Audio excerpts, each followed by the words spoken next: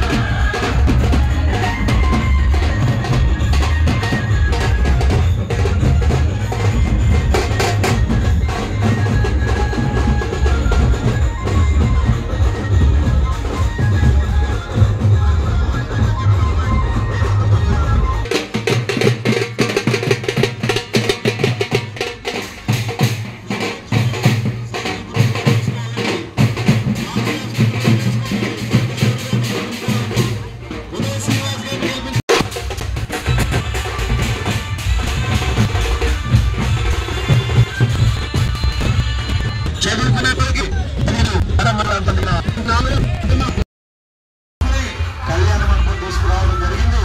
5 సంవత్సరాలు కూడా నిరుపయోగంగా వదిలేశారండి. జ్యోతుల నెహ్రూ వచ్చాక మళ్ళీ బ్రహ్మాండంగా మన కళ్యాణ మండపాన్ని సర్వాంగోత్సవంగా తీర్చిదిద్దుకున్నాం. ఒకేసారి 12,000 రూపాయలు అందించడం జరుగుతుంది. అవ్వలకు తాతలకు 4,000 రూపాయల పెన్షన్ ఒకేసారి 1,000 రూపాయలు పెంచడం జరుగుతుంది.